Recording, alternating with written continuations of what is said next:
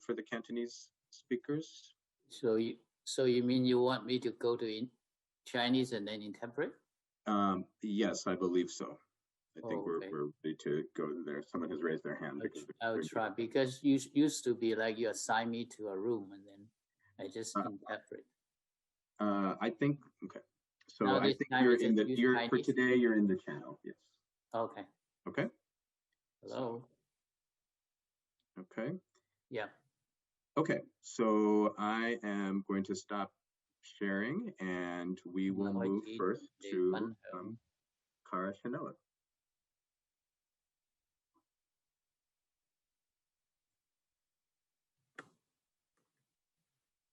Sorry. Hi, everyone. My name is Cara Scanella, and as Cara already explained, I am an administrator at SFUSD Special Education, and I support transition service. Hang on one second. Cara, can you hear Ken at the same time yes, that he's speaking? Yes, I can hear him. It's difficult. Yeah. So we need to change mute that. Ken. Percent? Want me to mute? So I think you're in the interpretation channel, Ken. So we wouldn't hear you in the interpretation channel. So, what do you want me to do? Percent? Can you hear me? Assignment of the English and Chinese. Okay. Then I choose. No break.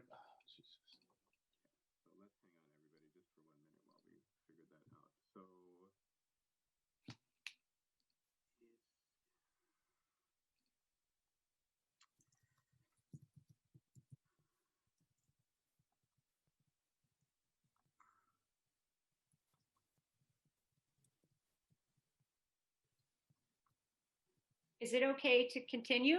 Hang on one second. Just a moment. Okay, sorry. My apologies.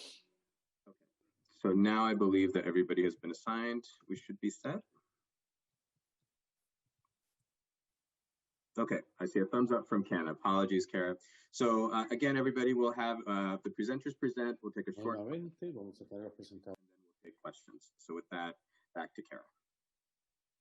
Okay, so transition planning per IDEA needs to start before or on a student's 16th birthday. It has to be discussed in an IEP. So for all of the students and families, students that are going to be 16 soon, these are things that need to be included in your student's IEP. And they include post-secondary goals based upon age-appropriate transition assessments and transition services. And I'm going to go into a little bit more about the programming SFUSD offers. Transition services, as defined in IDEA, include, based on an individual's needs, taking into account the student's strengths, preferences, so this is student-directed, and interests, and includes instruction, related services, community experiences, vocation, and independent living. They focus on post-secondary school activities, which include post-secondary education, vocational education, integrated employment, continuing and adult education, adult services, independent living, and community participation. So while students are still in high school, they can apply to be a part of our Transition Partnership Program. What is that? It is a pre-employment program for up to 40 students per year.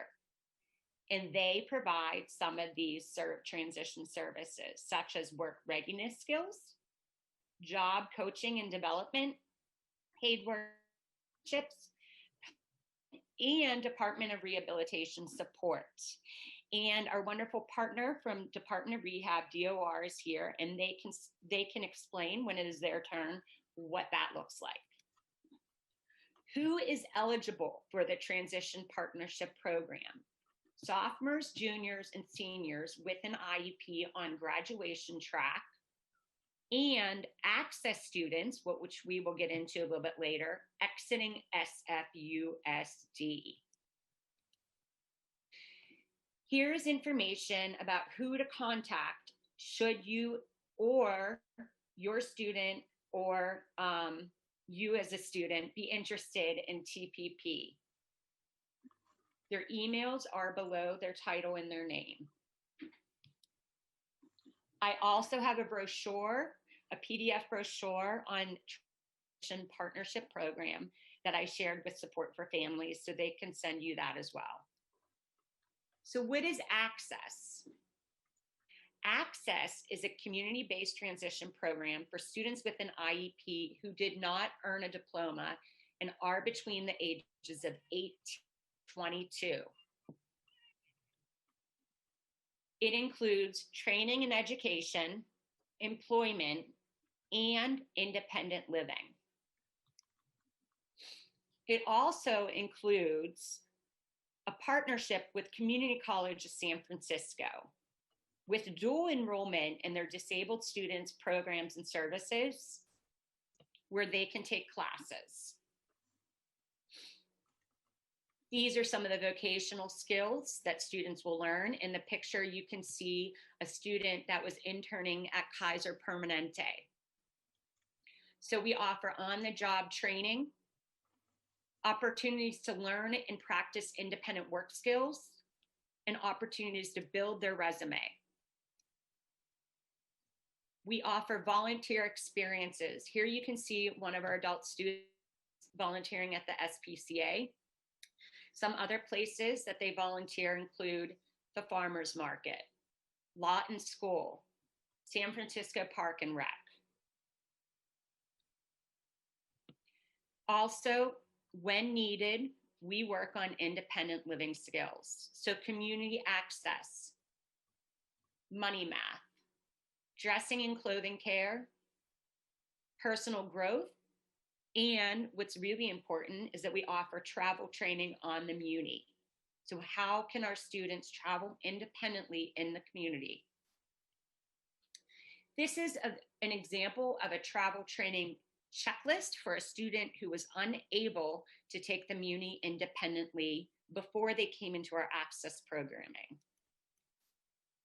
What else do we work on? Health and wellness.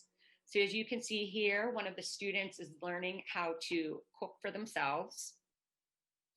So we offer almost anything that you can think of that would focus on health and wellness. And we have a lot of community relationships with San Francisco Parks and Rec.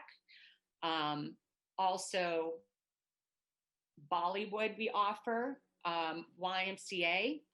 They attend cultural events and swimming. They focus on personal development and growth. So we hone leadership skills, teamwork, self-advocacy, flexibility, and adaptability. Our students vote. This is an example of them voting. This is an example of them advocating for themselves at the City Hall. So there's a lot more information that I wasn't able to go over due to the time limit, but if you could please reach out. We also have a brochure in Access, and I'm going to try to drop that in the chat with the other brochure as well as the slideshow. Thank you very much. So, Kara, you do have a few more minutes. Is there anything you want to add, or would you prefer that we address additional things in the question and answer period? I would just like to add that, you know, we have transition partnership program, workability that pays our students through volunteer and internship work with TPP and our access programming. And we're here to support. There are teachers that start working on transition planning as early as 6th grade. It's a really good idea to start thinking about what track you or your child wants to be on. Is it possible for them to own a diploma with the given requirements, or should they plan on earning a certificate of completion and receive services through the age of 22? It's a difficult decision, but it's really a good idea to keep that in the back of your mind when planning for the future, because we will support, if your student has an IEP, we support students until the age of 22. At 22, there's an ed code that says they have to exit. So that's also an important piece of information to keep in the back of your mind when thinking about retaining students, because we really work on independent skills and job readiness and in college and career, more so than a lot of high schools, because high schools they have to tie everything to the state standards. So it's a really important piece of information to keep in the back of your mind. What do they need most to succeed as an adult? Okay, and I know that we have students as well as family members on this call. And a question that I have is, sometimes it can feel like for students and family members, like, there's a lot happening right now. How can I even think about planning for the future? Do you have any advice about helping them through that? Because sometimes today seems like a lot. To then think about what options there are in the future seems like it could be overwhelming to some people. Mm-hmm. I think that I know that knowledge is power, and attending this workshop is a huge step. I'm going to try, like I said, those brochures, and I already passed them out to Support for Families.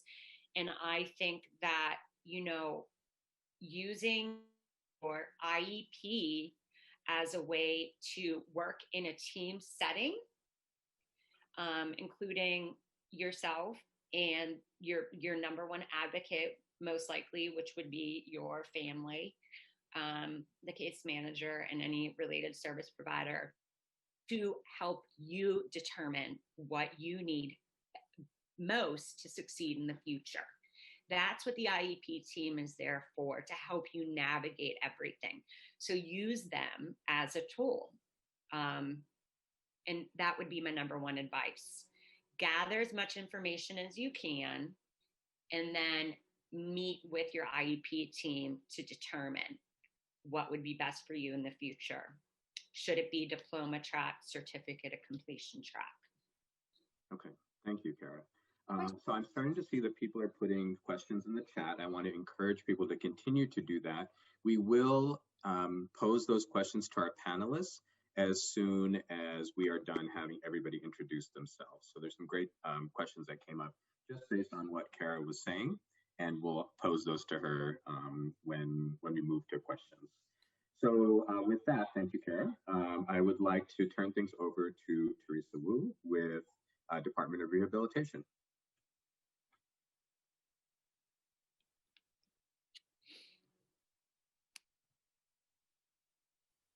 Hello, everybody, and welcome. I'm with the State of California Department of Rehabilitation, and we are across the state of California. We have an office locally in San Francisco, right across from City Hall. But in the future, if your son or daughter or yourself ever move, we have 85 offices across the state of California. And the Department of Rehabilitation, we work with individuals with disabilities to help them to go to work, maybe getting their first job.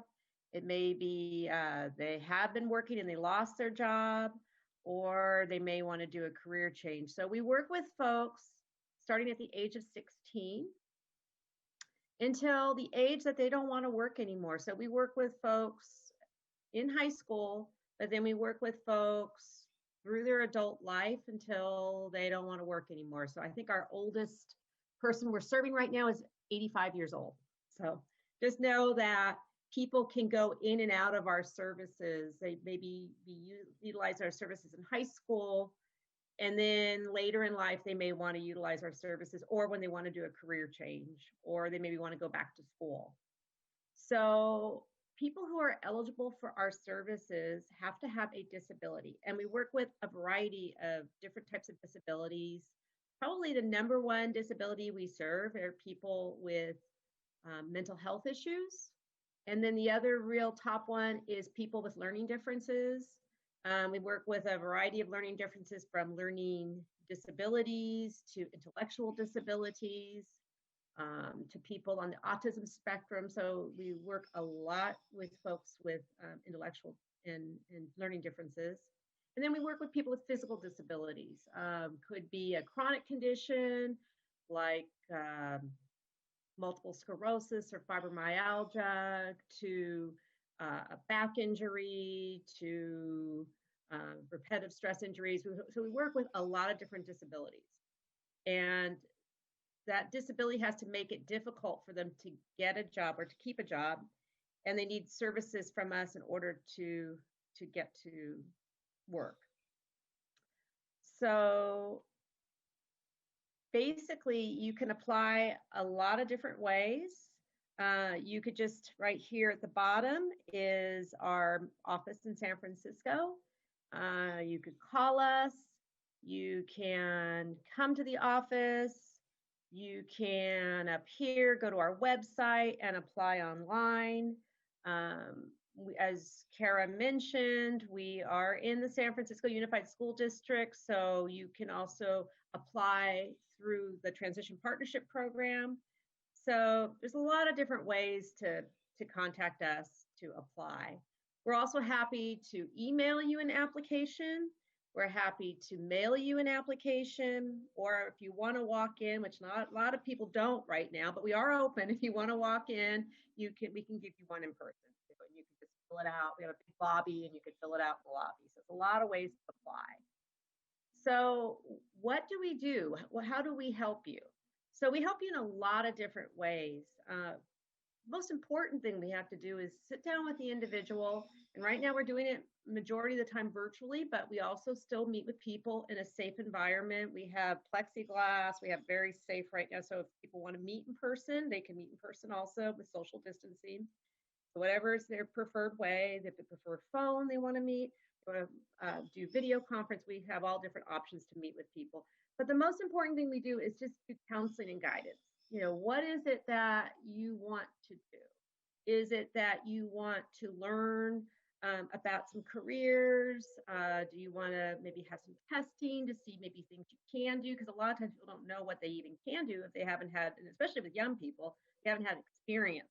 Maybe the only kind of careers they know is what their family members do, or see their teachers in school, but they don't know all the other types of careers that are out there. And I saw there was a question in the chat about that. I mean, really, there's a lot of possibilities for individuals. And people think, well, I work with a lot of young people that say, you know, I want to be a rock star. I want to be a musician. And long term, that might be something they want to work towards, but what can we do to get there? You know, do they want to work in a music store, or maybe helping on public television with musical types of events? Or I know right now things are very different, but some folks have worked at the stadiums, you know, and being hosts at musical events. So, you know, we look at steps that can lead that person in their area of interest. We also, in addition to counseling and guidance and testing, we do help with training. So when they do get out of high school and that they do want to explore college, we would pay for the cost that financial aid doesn't cover. So a lot of the folks we work with can get something called the Board of Governor fee waiver. And it's something that's eligible for a lot of folks. So it takes care of a lot of their costs of school, but if they don't qualify, we pay for their tuition, their books and supplies, their transportation to and from school. And then we also help with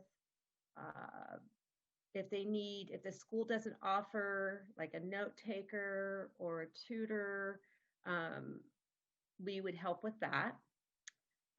We also help with, once they're finished with school, with placement services.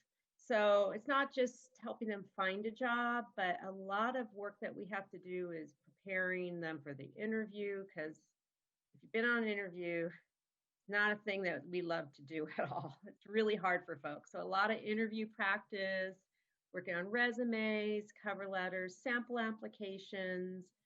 A lot of jobs are you apply online, so sitting down with the individual and applying online with them. How do you answer these questions? A lot of places have kind of screening tests, so helping them pass the screening test.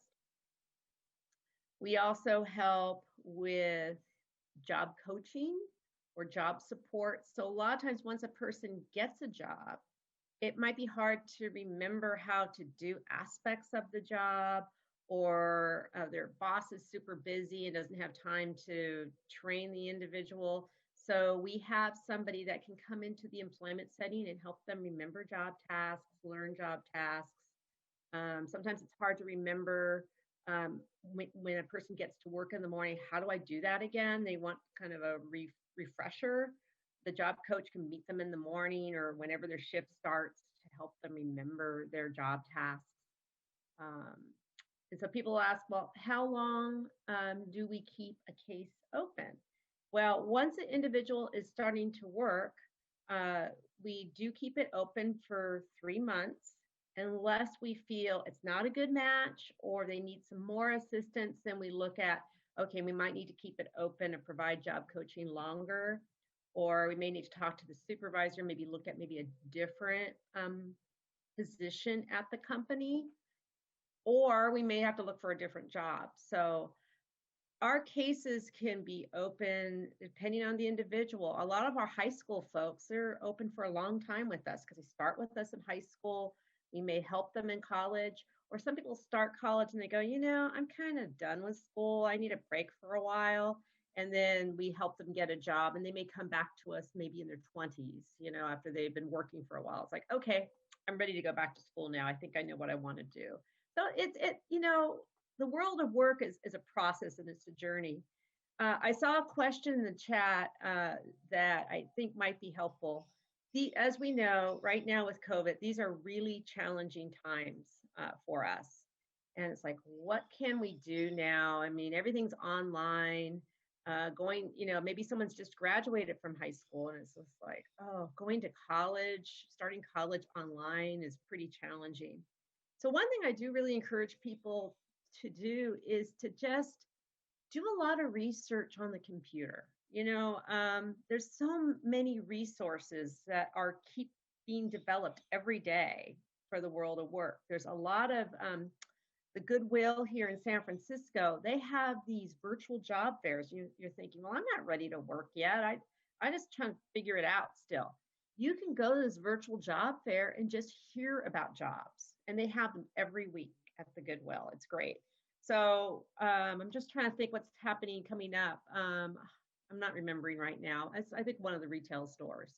And they're talking about the types of jobs they have. And just having students listen, it's not like they have to sign up or apply, but just to be exposed to what's involved in different jobs, research different careers.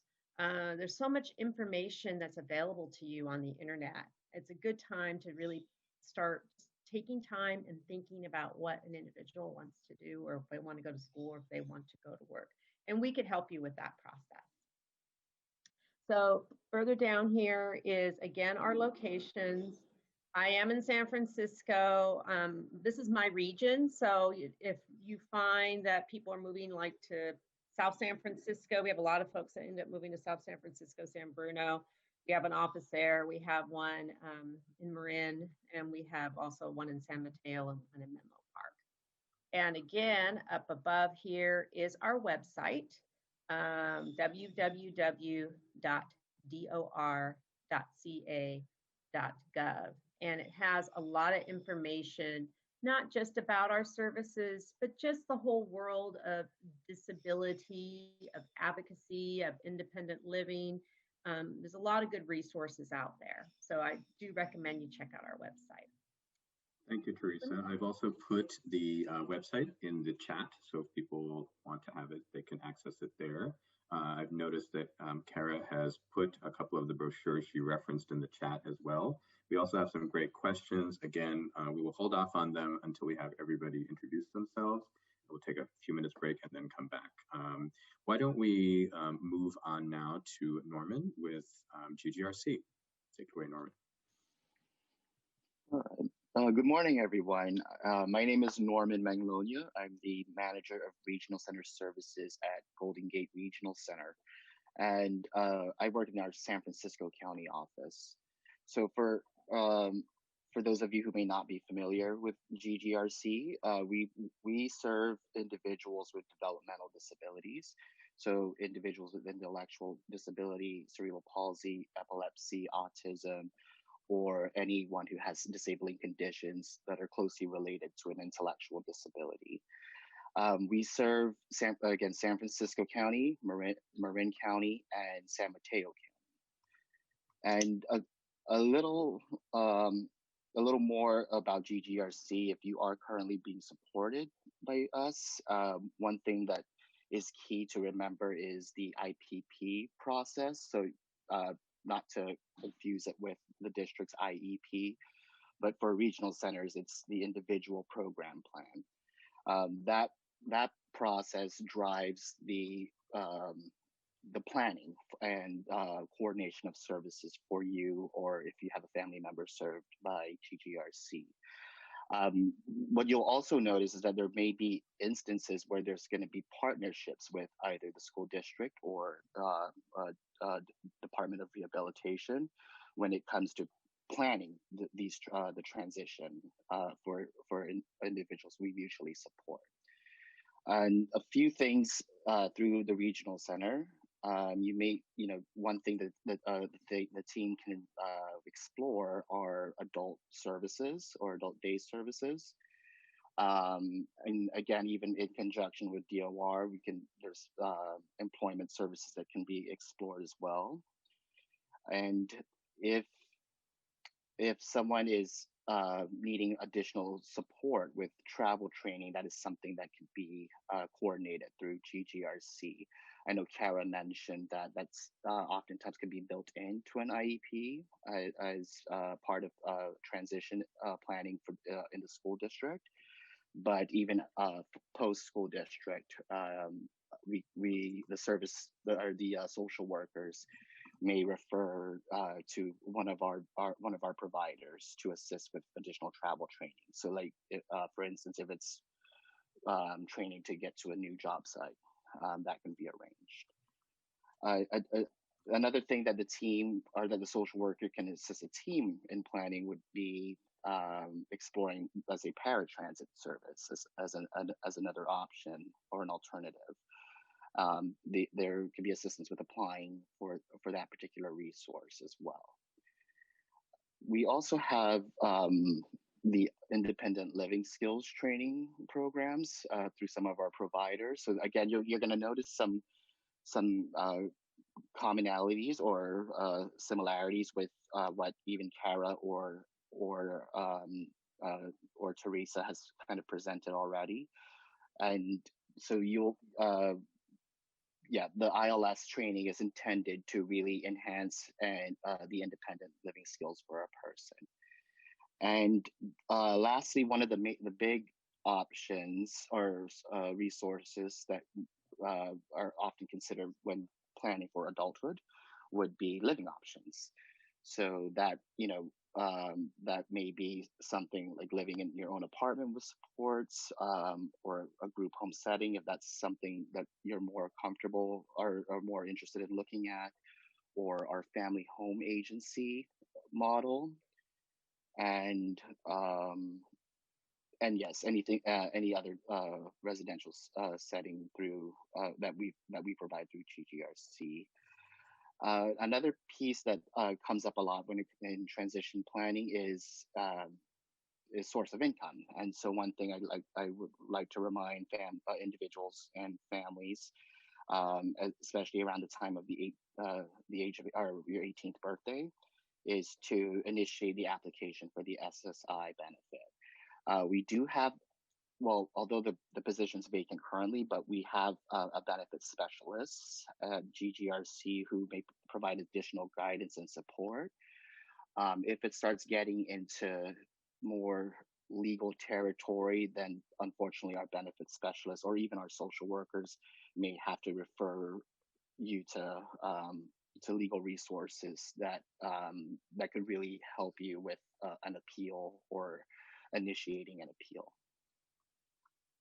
And then the other thing, one last thing I just want to make mention of is, you know, I kind of covered general service or general options here, but do know that the IPP planning, you know, there is a framework that the team has to work within. The team include, you know, most importantly, including you, and likely your GGRC social worker or anyone else that you would choose to have involved in your planning or transition planning.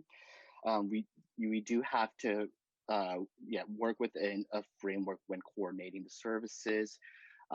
If you get a moment, you can always take a look. It's on our website. It's our purchase of service guidelines that gives you an idea of what the team needs to take into consideration when developing a plan. So, great, thank you, Norman. And I know that GGRC has a lot of different supports in places and is supporting that transition in terms of finding different day activity options as people become adults as well. And I think that that sort of provides us with a perfect segue to hear from Virginia. Hello, I'm Virginia. I'm from the ARC San Francisco. So I'm one of the adult service providers. So I'm gonna share my screen.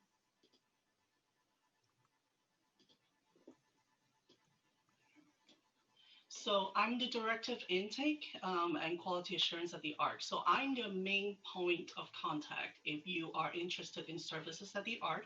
I usually meet with participants and their families one-on-one. We have meetings. Now things have changed. We do a lot of Zoom meetings these days. The ARC works very closely with our partners, our panelists here. We work very closely with the school district. If you're transitioning through their access program and graduate at the age of 22, we work with Department of Rehabilitation for employment services, and we work very, very closely with Golden Gate Regional Center, all the other regional centers. We also work with East Bay Regional Centers as well. Let's talk about our eligibility here. So these are four main services: education, employment, wellness, and residential services. So for a lot of graduates, whether you're graduating at the age of 18 or 22, a lot of them come into our education enrichment services. And you'll have to be a regional center client, whether it's Golden Gate Regional Center, East Bay Regional Center. You have to be at least 18, as we only work with adults, 18 with a high school diploma, or 22 with a certificate of completion. So whether you graduated with 18 or 22, access graduate. For employment services, you have to be part of Department of Rehabilitation or regional center at the age of 18. Then we can help you with providing job development, assessment, job placement, job coaching services. We also have our health and wellness services, and you'll have to be a regional center client at the age of 18 at least. And our residential services have to be regional center client at the age of 18. The reason why it's important is our funding sources are from regional center and DOR. So that's why you have to be part of their agency and then to receive our services. I work very closely with the regional center team and also school district, our employment team, our job developers work very closely with our DOR partners. Okay, Virginia, can I ask you just to pause for 1 second? It seems like there may be trouble in people having trouble with the Spanish interpretation channel. Let's see if we can get them back on. Can anybody in the Spanish interpretation channel, can you indicate if you can hear your interpreter in the chat?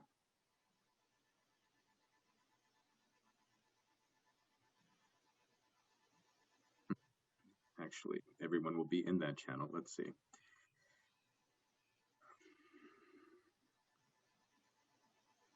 Yes, Poisson, I think I heard it. Okay, can everybody hear the interpreter in the Spanish channel? Okay. See. Okay, all good. Okay, we're set. My apologies. I just wanted to make sure that people had access to the information. So. Not a problem. So this is just a snapshot of the different services that we provide. So I'll talk a little bit about pre-COVID, because now things have totally changed. And we do envision in the future, our services might be a little bit of what we used to do and a little bit of what we're doing right now. A lot of our services are in group settings. If you are coming into our day program or our enrichment services, it's a very community-based program. So we go out and do different things. It could be volunteering, it could be taking classes at City College, or it can be employment. So before COVID, we do things in the community and we access the different resources that we have. And what Kara talked about earlier, the different things that they do at Access, we continue to build on the skills that you worked at Access. We do everything, pretty much everything that Kara has described. From travel training is really important, travel training, to job skills, socialization skills, independent living skills. We build on the skills that you or your family member worked at and continue on. If employment is your goal, we continue to help you with that, with us doing assessment and finding the right job for you and providing the ongoing job coaching services. So we do different types of employment depending whether you are with our day service or employment only. We have employment that are individual placements at jobs. We do volunteering. We also have some internship programs. Unfortunately, a lot of things are kind of on hold these days, so we do a lot of virtual classes. And pre-COVID, we also access classes at City College. We also serve San Mateo County and Marin County. So we go to College of Marin, we go to Skyline College, we go to College of San Mateo. Our instructors also have created classes that may not be a college level class, but it could be something that our participants can benefit from. And I'll show you some examples in a little while. We also do a lot of community fun things. We go out to parks, go to baseball games, parties. We just had a virtual Halloween celebration. We're gonna have more this holiday season. And pre-COVID, our participants usually have a 9-to-3 schedule. So our staff will work with you in planning what you like to do and have a variety of different things. So in this sample schedule, this participant can be doing an internship or can be doing a volunteer job or going out in the community. So we kind of work with you to plan a schedule specifically for you. And we do this in a group setting. Usually the ratio is 1-to-4. So we got to negotiate about what the group would like to do. This is a sample schedule, and we have one that's a little more pictures. Not everybody can read, so we do a lot of picture schedules as well. This schedule has some volunteering, has some classes at the ARC, has some classes at different places. And then this one has someone that can travel independently, and does not have to meet at the ARC at all. They can just meet at Walgreens or meet at the BART station or meet at somewhere else. So depending on our participants' ability, we plan the schedule. You can go straight to City College. If you are interested in signing up for City College classes, our staff can help you connect with their disabled student services, apply for the tuition waiver that Teresa was talking about, meeting with the counselor, looking at the schedule and see what you would like to do. We can provide support if you are taking a more challenging academic class. We can't do your homework for you, but we can support you. And also want to talk about, so now that we are COVID, what are we doing right now? So we have, this is from Aaliyah. Aaliyah is one of our participants, and she talked about the different things that the ARC is doing. So instead of in person, the ARC are doing online at the hub. And Aaliyah has been taking a lot of classes, challenging herself and trying new things. And we have been helping her in these other different things that we are doing through online, through Zoom. We have a website called The Hub, which I will show you in a little bit, which we have Zoom classes, we have clubs, events, independent learning resources. We help people access Facebook, our friendship line. For those that don't have access to the internet, we've been mailing activity packets so our participants can have something to do at home. We do phone check-ins, FaceTime text check-ins, remote volunteering, remote mentoring opportunities. And hopefully in the near future, we can do more in person. We started rolling out limited one-to-one support in the field at this moment, primarily for those participants who cannot access our remote services. So we have started rolling out one-to-one in person.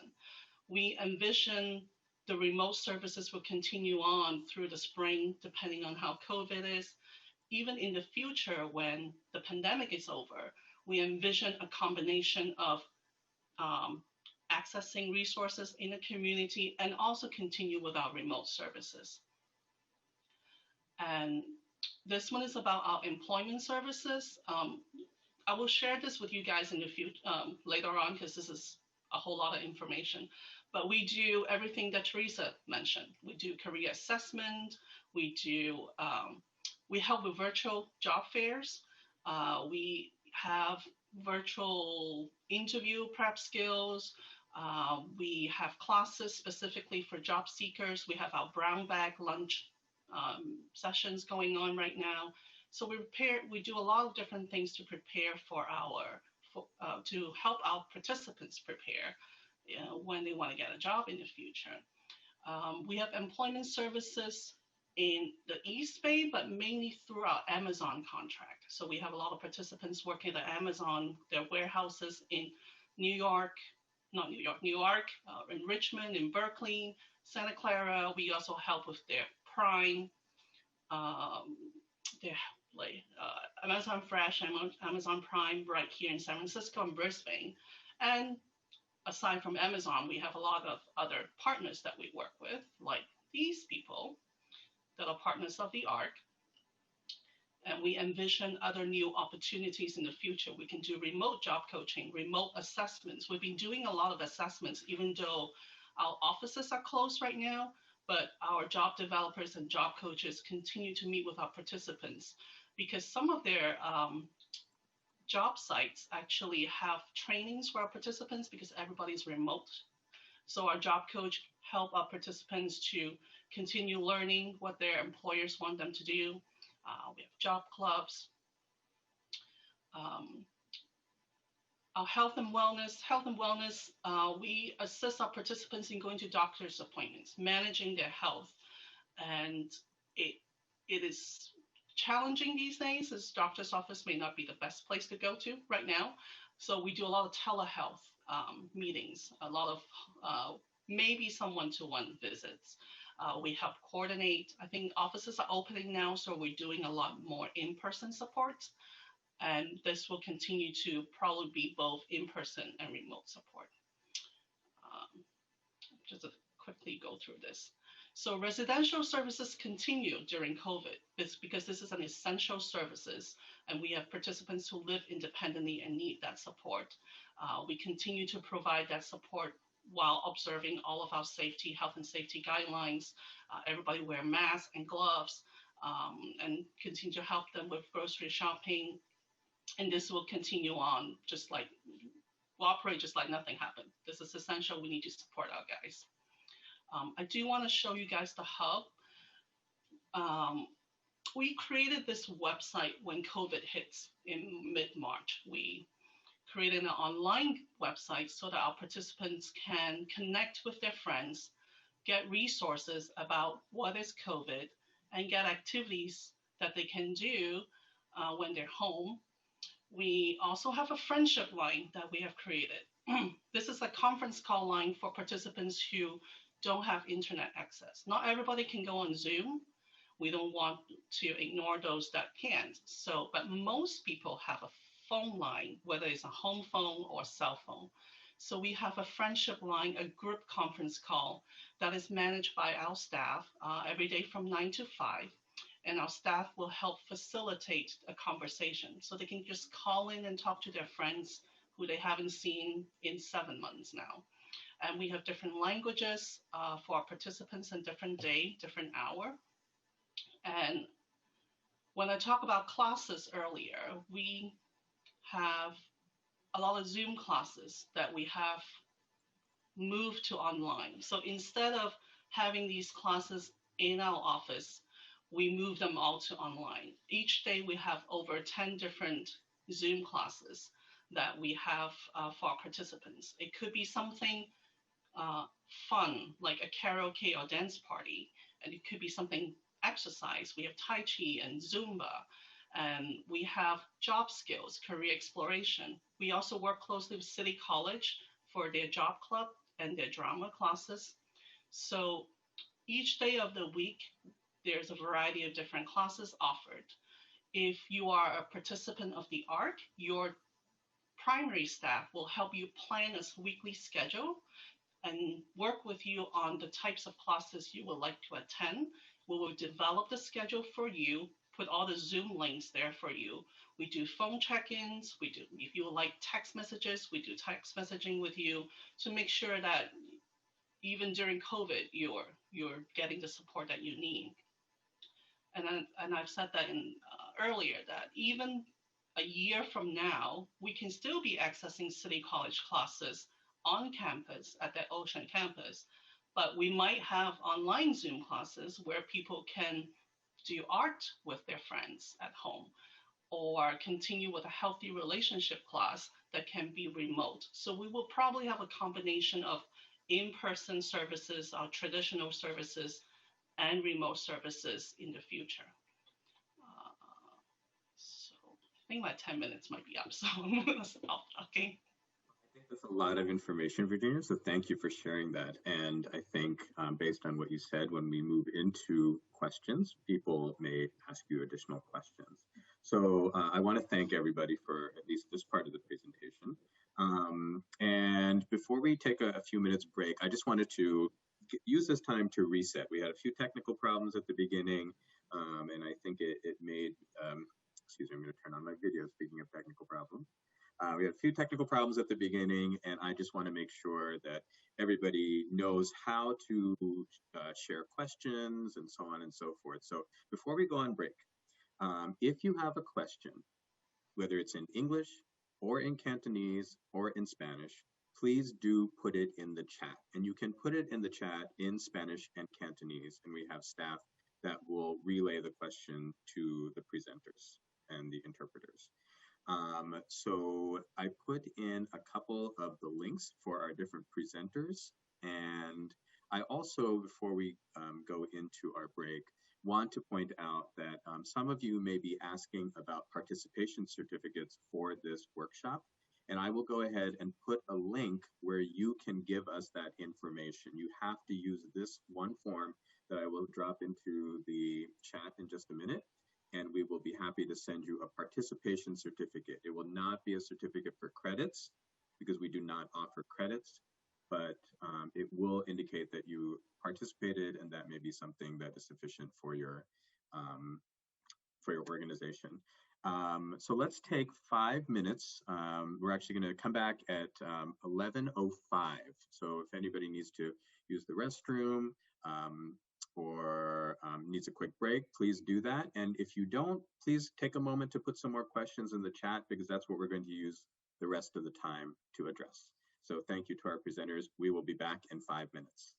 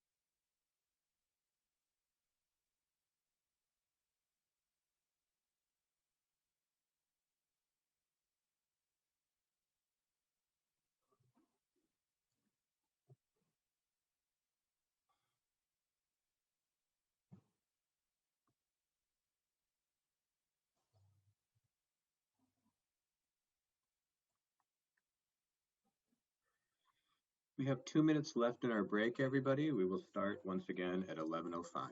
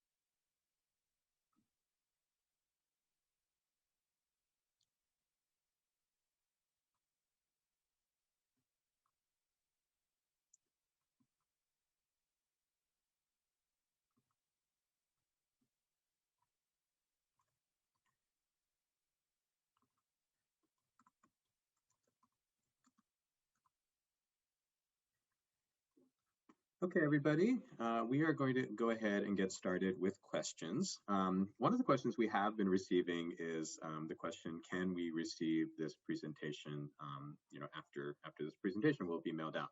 And so our ask as an organization is that everybody who participates in this presentation complete a evaluation. And I can't stress enough how important evaluations are. All of our programming currently is free, and our interpretation services in Cantonese and Spanish are also free. We use evaluations when we approach funders to ensure that our programming continues to stay free. So to put it very bluntly, if we don't get evaluations back, we will not have free funding. We will not have accessible interpretation in Cantonese or Spanish. So all of this is to say, our ask is that we receive at least a 60% response rate on our evaluations before we send out the information from the presentation. So we need at least minimum 60% of you, okay? So count on yourself. We need at least 60% of you to fill out the evaluation. I have put it in the chat, and I have also put it so that it will pop up as soon as the presentation is done. So if you email us and ask, when are we getting that presentation? My gentle and kind response will be when you convince all of your peers to fill out that evaluation. So, so we really need that help.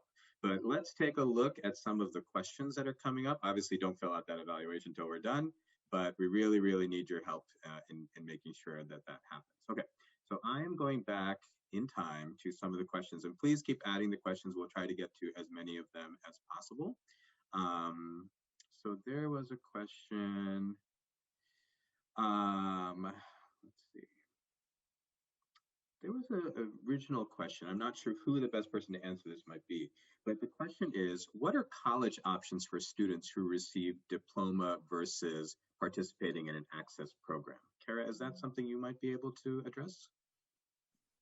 Can you repeat the question, please? The question is, what are college applications, this is from Mirna, what are college applications for students who receive a college diploma versus participating in an access program? Maybe they mean opportunities instead of applications. That might be it. So like I said earlier, all students in that access program, they do similar things to like what Virginia was saying. Like that's what our teachers create programs like that. And our students can go to City College for free. If they want to take 4 credit classes, they're required to take placement exams. So a lot of our students do take 4 credit classes. they just, getting a diploma wasn't for them. For some reason or another, maybe the second year of taking Spanish was too difficult, and they really wanted to work on their career. And so they came to Access, right? That was what they wanted, and their IEP team felt was necessary for them to make progress in their future. But it would be the requirements. You do need to take placement exams. I don't know if I answered the question. I think I answered the question. So if someone needs more information about that, I can share. But Okay. our case managers in Access, which would be like their special ed teacher, they help them with all of that. Okay. So they assist them in signing up for college courses. They assist them in, if they have to take a placement exam, they will help them study for. Okay. And while we have you, Kara, another question was, how do we tour the different Access programs in San Francisco to get an idea of which one to choose from for next year? So there was an enrollment fair last weekend. I know some of my colleagues were there to talk about all the program opportunities and options at our different schools. Unfortunately, we are not open for in-person at all. If you looked at the brochure, we have 20 programs, and most of them are actually at comprehensive high school sites.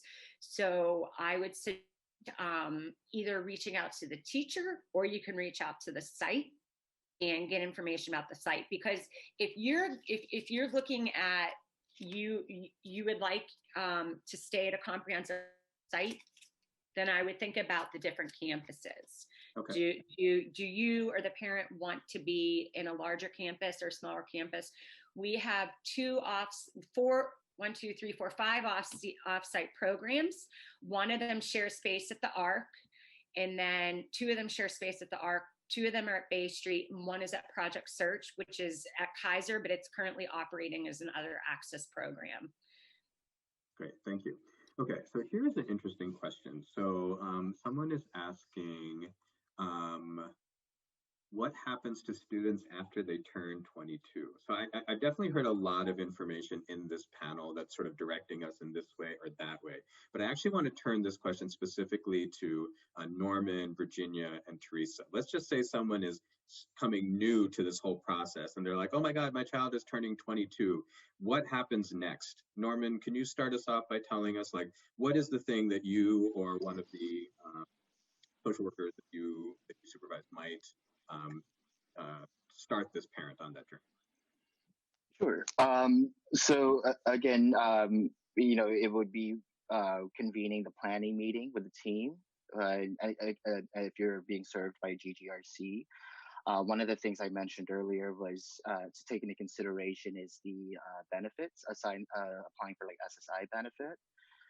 That I would encourage individuals or families to start really looking at that closer to your 18th birthday, as far as applying for that particular benefit. The other pieces would be the adult day services. An example would be Virginia's organization, the ARC, is one of our providers that provides adult day as well as employment services, as mentioned in her portion of the presentation. The team can also discuss, again, travel, which was also covered in Kara's earlier presentation. As far as travel training, that's another thing that the team can plan for and consider. And then again, the more long-term planning would be like living options. Like if the individual decides he or she is ready to move from the family home, that is something that the team can start planning. It doesn't have to happen immediately, but you can start laying the groundwork and planning for more long-term. So it's not all happening at once. Great, thank you, Norman. Virginia, someone is referred to you and they're just getting started and they're saying the child is turning 22. What is the advice you would give? My first advice is don't wait till you're 22. Yes. So I would say Real. if you're applying for adult services, I would start thinking when you're 20. I do work closely with a lot of the transition specialists at Access program. So a lot of the transition specialists know the ARC pretty well. So they know some of their students and will start referring them to me. And so I will put them on my waiting list. I do have a waiting list each graduation time. There are a lot of students graduating and want services. And this is the case for all service providers, not just the ARC. Sometimes we just can't take everybody in. So I would start the process when you're 20, talk to your transition specialist and your GGRC social worker about, I'm thinking about the ARC, what should I do? Then they can reach out to me, or you can reach out to me, and I can schedule an initial meeting, like an information meeting, to talk about the services that may be appropriate. We may not be the agency that is the best for you, so start that tour. Like when you go to college, you do college tours, right? You check out different places. I would do the same thing for adult services. Look at the ARC, look at TwoWorks, look at Pomeroy Center, all the providers, and see which one is the best fit for you or your family member. But if you're 22, or if you're graduating next month, I would start like emailing me so that we can start the process rolling. You can reach out to me directly, and then I will get your permission to reach out to your social worker at regional center. So I can start connecting the players together. So the referral can be done by anyone. It can be by the student. I have people calling me, emailing me. It can be the parent, can be the case manager. It can be the teacher. It can be a therapist that have heard about the ARC and make a referral. So anyone can contact me, and then I can guide you through the process. But my first advice is don't wait till you're 22, because of the wait list, we may not be able to take you in when you want to come to our services or any day programs. Great, thank you. And Teresa, if someone is coming to you and asking the same question, they're turning 22, what do I do? What is your response? They can apply with us if they want to go to work, and so we would help do some career exploration. And we talked a little bit about assessment, but assessment is not necessarily just paper and pencil assessment.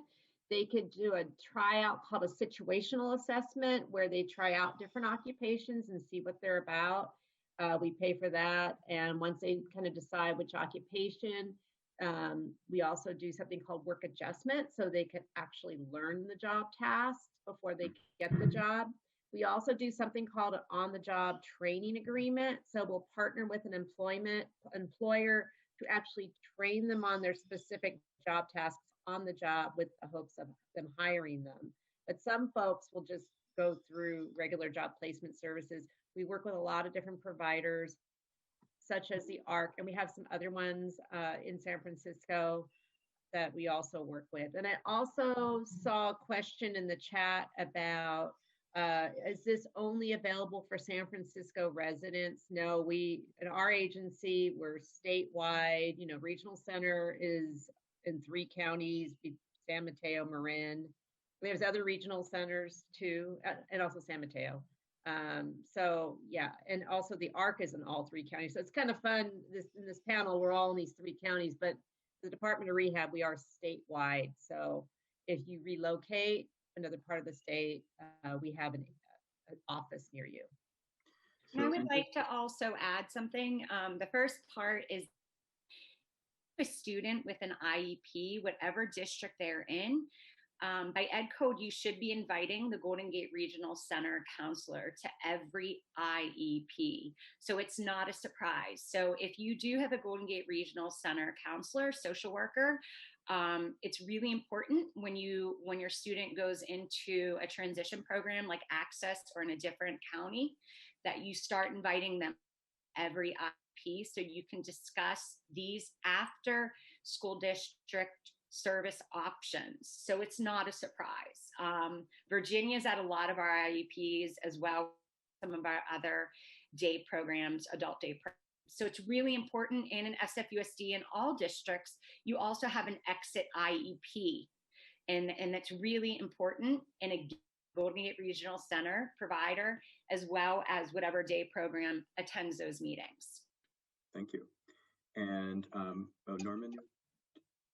I was just, yes, I agree with Kara. Please do reach out to your assigned GGRC worker for transition planning, because again, it's going to go from IEP at least until 22, and then after, when you're served with regional center, it's going to it's going to continue on through the IPP process as far as planning the next steps. I did want to add on, so Teresa did mention where DOR serves across the state. It's the same with the regional centers, where there's 21 regional centers across the state of California. GGRC is just one of them, and we just covered the 3 counties mentioned already: Marin, San Mateo, San Francisco. So Norman, there was a couple of questions in the chat around conservatorship, which I think is kind of an interesting idea as some families and some students navigate, independence, right? So they had a question about conservatorship and if GGRC supports with that. Could you actually explain to everybody briefly what conservatorship means? Because maybe not everybody is familiar with that, and how that might be a part of someone's kind of transition. And they also asked a question about a benefits specialist. How would they maybe access a benefits specialist at GGRC? So those are the 2 questions. Okay, so to the conservatorship piece, again, just to put it out there, this is actually something the individuals and their families, or whoever supports them, it's a conversation they should have, because it is a very it's a very personal matter. Ultimately, what the conservatorship would do is provide someone the legal authority to make decisions on behalf of someone. So essentially, on behalf of an individual, essentially removing their fundamental rights. So that really is should be a really thorough discussion for the person who may be a conservatee and their family, if they're petitioning or interested in petitioning to be a conservator. Okay. And then to the benefits specialist piece, at this moment, I'm still recruiting for that position. So it's open. The position's open right now. You can still reach out to your GGRC social worker.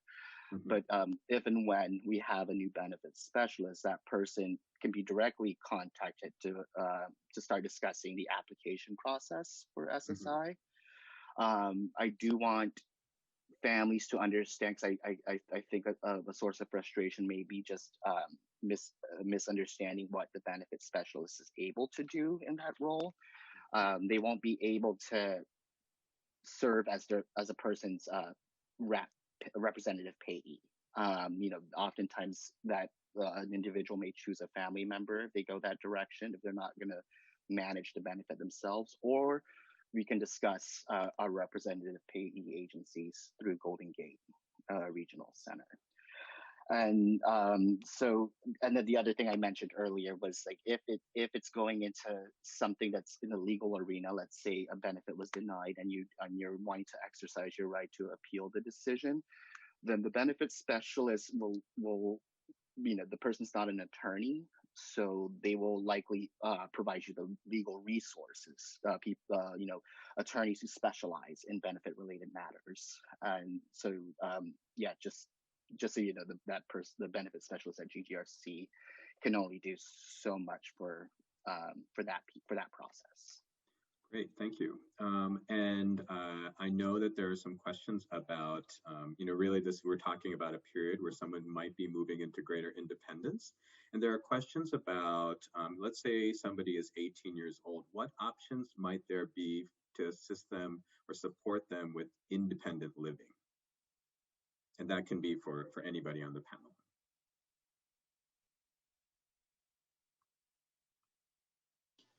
Well, I can speak about the ARC. Good news and bad news. So good news is we do provide residential services, which is independent living skills training, through funding from Golden Gate Regional Center. So if you're a GGRC or regional center participant, then we provide a service where we can, before you move out, theoretically, we can start the service and coming to your home and you can start learning about cooking, cleaning, budgeting skills to help you to live independently in the future. And if you're currently living independently, we can come to your home and do all these. We'll do an assessment and see what type of needs you have, whether it's cleaning, cooking, budgeting, grocery shopping, all of that skills. So that's the good news. The bad news is for us, at least the ARC, we have a very long waiting list for residential services because staffing for that program is very challenging. So our list, I think, is like 2 years long right now for the individuals that want support from us. It's just a very complicated program to staff because of the scheduling of everyone's work and day program and scheduling. Having said that, we're not the agency that works a regional center. There are other agencies that work a regional center, and Norm can speak to that. Housing has always been a challenge in the Bay Area, not just San Francisco anymore. Even Daly City, South San Francisco is getting more and more expensive. Group homes are closing down, so moving into family home agencies might be the option, and that's funded by Regional Center. So I'll have Norm speak to that. Can I also, as we transition to that, I'm aware it seems like we have a lot of questions, and I know that we have probably a lot of families and a lot of individuals who want to get as much information as possible. I am wondering if the panelists are able to stay on past 11:30, and if you are not, that is totally fine. We can collect questions and pass them on to you, but I'm wondering if we can extend it for about 10 minutes. And if not, you can just write me in the chat that you're not able to do that, and we'll figure something out. But this is so helpful. Norman, you were about to say something.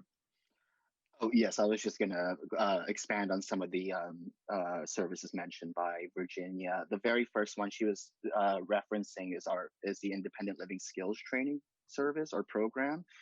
Again, this is comparable to what even the district has been working on with individuals as far as developing and enhancing independent living skills.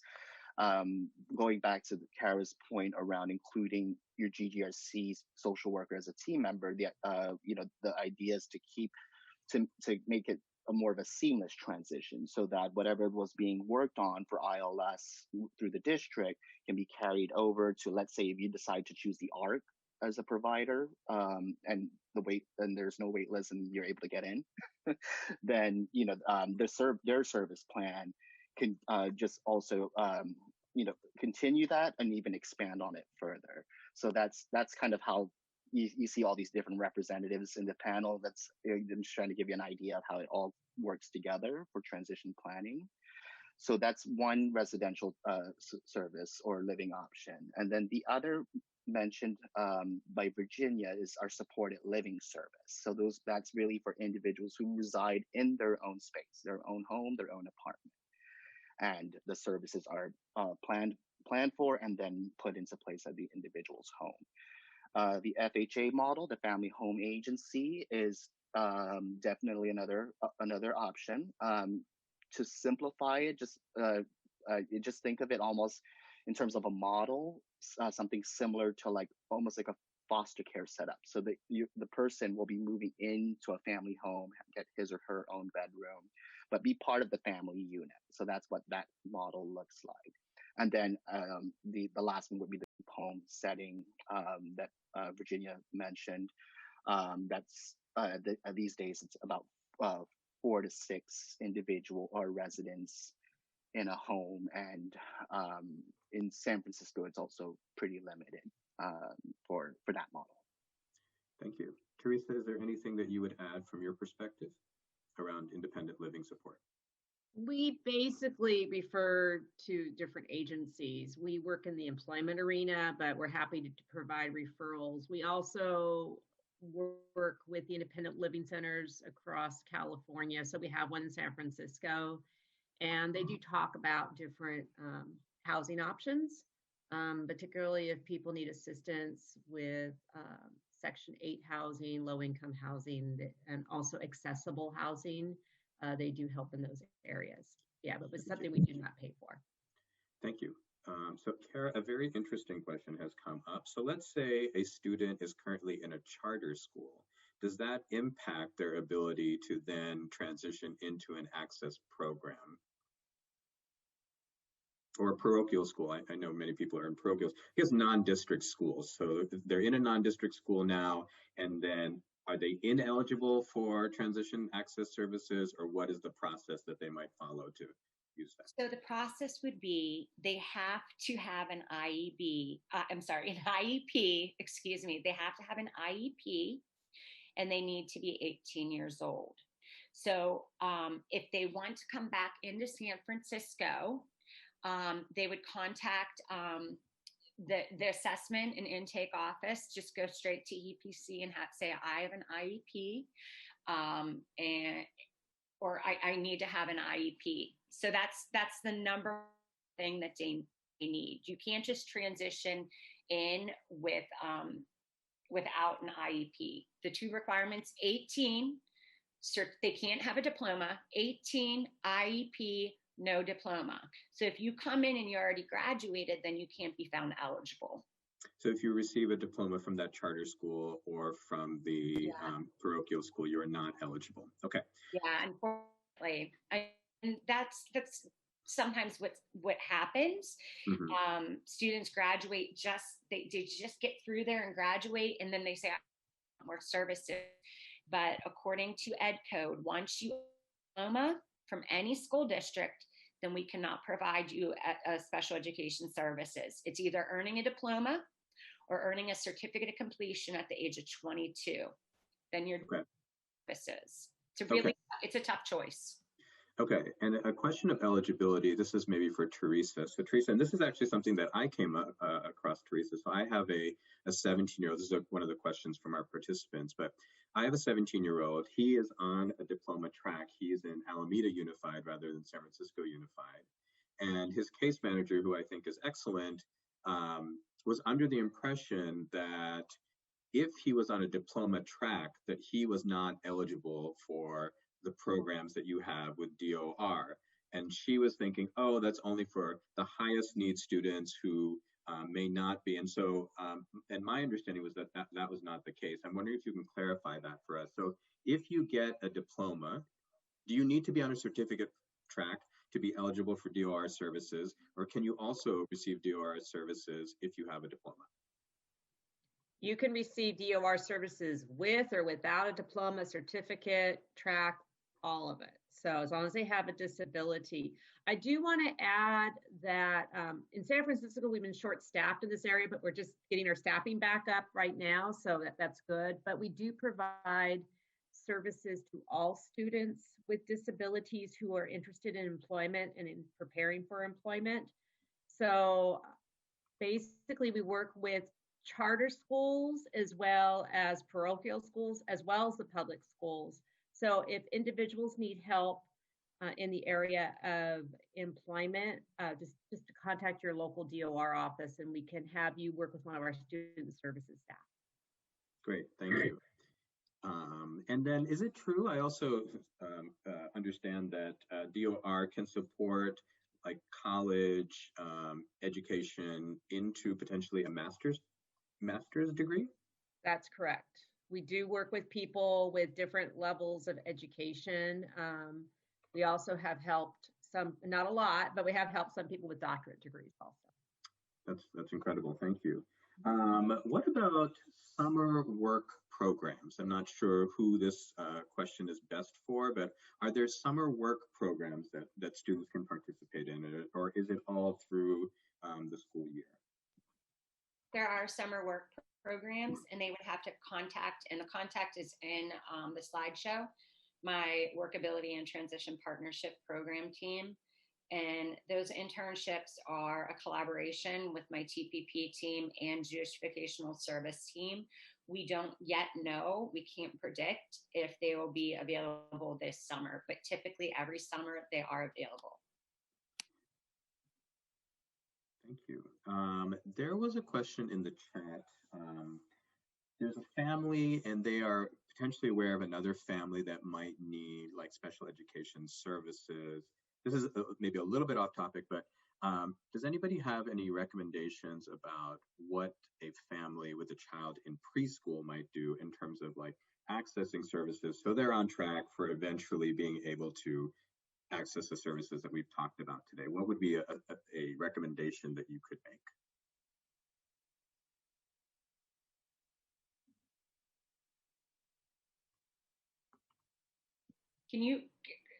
So can you repeat the question? Because So it the seems like question they is, I haven't think been this, assessed. They haven't been assessed. They they should, haven't been assessed. okay, if they haven't been assessed, then should, if they are in a school district right now, they should ask for, state that they're, you know, afraid of a suspected disability, and then ask their teacher the next step. So Okay. if they haven't been assessed, they just need to have their teacher give them the next steps. They may need an observation to see if that, if they need an assessment. An observation would be the first step. Support for Families can help. DRC can help as well. So, and in particular, I think their question was maybe for a family that is an immigrant family where language is not their first, English is not their first language. And I think there's just maybe some nervousness. Do you have anything that you can just put out there that might make them feel a little bit like this is possible? Well, we serve all students, and it doesn't matter where they are from and their status. We welcome all families, and we equitably. And I think that everyone on this panel would agree. I think Support for Families would be really great at supporting them, because they have, I think you all have more Spanish speaking interpreters that could help them get started. Whereas, you know, we're all remote right now in SFUSD, and if they reach out, well, they wouldn't reach out to me because I oversee transition services, but if they reach out to just SPED Central, they may not get a Spanish interpreter, but we would do our best to support them in finding one. Great, thank you. Teresa, there was a question about, can you go over DOR limitation in receiving services? So is there some point where those services end? I know you said you had somebody that you work with who is 85 or in their 80s, but what, if any, limitations exist in terms of that support? So one of the most important things is to keep in contact with us. A lot of times people don't, we lose contact, we don't have a current address or phone number, and then we end up having to close their case because we don't know how to reach them. But they could still go ahead and reapply for services. Another area is they may not have a significant disability. We have people apply with like a broken arm, for instance, and they'll think they'll qualify. I go, well, that's a temporary disability. So they do need to have a permanent disability, which I would imagine most of the people on this call do. And another area is if someone doesn't want to work, because we're an employment program. So if somebody wants to just go to school and they don't want to have a job at the end of it, that we would not be the right program for them for that. I'm just trying to think. And then the other area is people just aren't following up in terms of maybe they aren't really totally interested in participating. They're kind of half interested.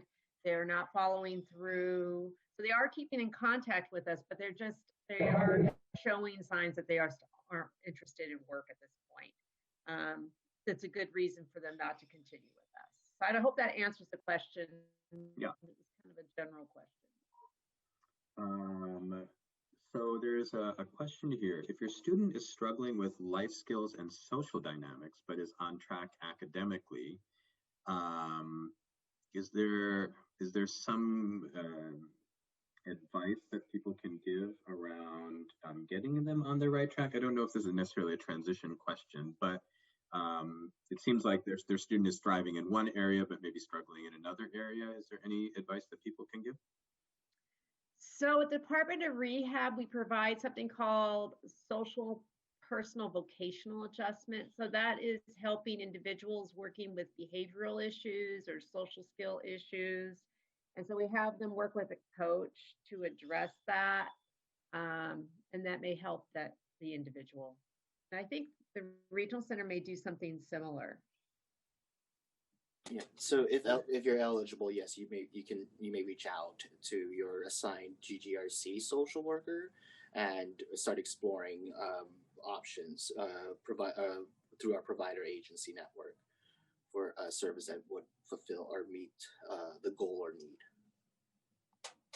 And so also with access transition programs, it's really, we follow individual transition plans, and it's student directed, and any area of need, similar to when students are in pre-K through 12th grade, then there's a goal created, and so we work on it. There's some students that we've had in programs that are academically extremely gifted, but need a lot of help socially, similar to what Teresa and saying. So yeah, any area of need, any interest. Our teachers are not only case managers and job coaches, they're transition specialists, they're amazing, and they're there to support you. Kara, while we have you on the screen, there was a question about, is there a place where you can get contacts for, in one place you can get contacts for all the access programs? Is there one website? Even when I've looked, sometimes I've found it like individual schools come up, but where can I find contacts for all of them? So I'm in the process of updating our website, but in that transition brochure, the access brochure I sent has all the schools listed. Okay. Like I said before, we aren't doing in-person tours right now. So some of the transition programs have created videos. The attendees that need further information, they can email me directly. So I can sort through what it is they need and schedule a time to talk to them. I'd really prefer that, because they might, I don't want to inundate my case managers, as you could tell, they're extremely busy. And I want to find out what it is that that would best meet your needs or you're interested in, so then I can give you correct contact information. Okay, thank you. So we are at time, and I want to respect people's time. And I also want to just say thank you to all of our panelists. I think for many of us, there was a lot of information, including myself, that we can utilize for ourselves as families, that individuals who are students themselves can utilize. I have put the contact information for all of the panelists on this slide, and I've also put our information in Support for Families. For those of you who don't know about Support for Families, this is your first time coming to us. We are here to support you. If you have a child with special needs, if you are a young person with special needs, we are here to support you as well. My name again is Prashant Nupalapati. I'm the Education Programs Director. My information is below. I want to let you know that if you go to our website, you can see all of our upcoming trainings, and that includes groups that are support groups for parents, in some cases in different languages. There are workshops that we run every week. There's just a lot happening in Support for Families. Every Wednesday, we have a drumming group for families who would like to join us for that. There's a lot going on. But again, to support that programming, we really, really, really need your support. Christine Tai, one of our staff members, has put the evaluation once again in the chat. And so we want to make sure that you fill that out so that we can continue to bring you this type of programming. So again, on behalf of Support for Families, I want to thank Kara and Teresa and Norman and Virginia. And I think this has been a great start to a conversation that many of us have been wanting to have. So on that note, I will start to close us down. The only other thing that I wanted to mention is that I mentioned that, I'm gonna stop share for a second. I mentioned that we have a form for any of you who need a certificate of attendance. Please complete this one form out, and that will get you what you need. So I'm putting the evaluation and then attendance certificate. Okay. Okay, and on that note, I think we're going to close. So please, thank you so much for joining us, and we hope that you join us for our next workshop. Take care. Thank you, everybody.